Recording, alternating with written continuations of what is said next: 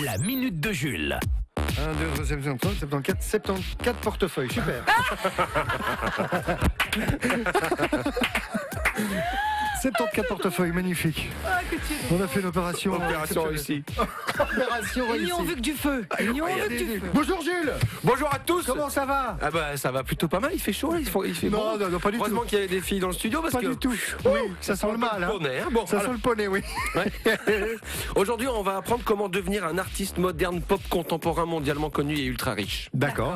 C'est pas très compliqué. Alors attention, hein. Attention, je parle pas de faire des poteries dans sa cave ou des tableaux en canevas représentant un cerf dans les bois ou une poule qui a trouvé un couteau. Hein. Non, je parle de devenir l'artiste numéro 1, celui dont tout le monde rêve d'avoir une œuvre à la maison, le consensuel subversif, le marginal fédérateur. Je parle de devenir le genre de gars complètement dérangé chez qui on peut trouver des livres de maths en allemand, par exemple, vous voyez, ou qui fait des trucs que personne n'a jamais fait, genre regarder un film avec les commentaires du réalisateur. Juste pour faire bien. Voilà, juste pour faire bien. Juste pour faire bien. Pour devenir la coqueluche de New York, de Paris, Bruxelles ou Tokyo, faut être à la fois ultra ancré dans son temps et en même temps faire des trucs inhabituels ou choquants. Genre. Bah, par exemple, il faut être capable de mettre son caca en conserve, par exemple, vous voyez. Mais ça, attention. C'est tendance. Je vous en parle parce que, mais ça c'est déjà fait. Ça s'est fait il y a un moment dans les années 70.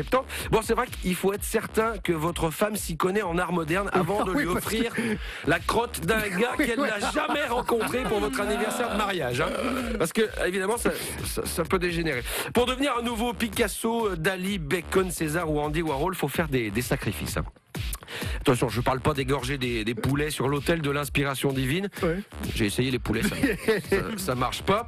Faut faire des efforts sur soi pour comprendre le monde dans lequel on vit et l'exprimer ensuite. Il faut prendre aussi pas mal de drogue. Et c'est pas donné à tout le monde. La plupart des gens ont déjà pas mal pas de mal à comprendre, du mal à comprendre des choses assez simples. Oui, j'ai du mal à l'exprimer.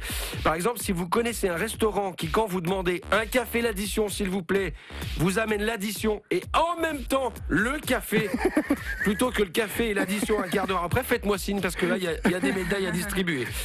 Je crois qu'il faut arriver en fait à transcender la pensée collective et les tabous. Il faut bousculer les gens tout en leur étant complices. Mais attention, faut pas pousser le bouchon trop loin dans l'originalité. À l'heure du cinéma 3D et du THX et autres home cinéma par exemple, il serait complètement inutile et absurde de sortir un film muet et noir et blanc, hein, avec ça aucune chance de devenir the artist. Bravo. Ah, bravo.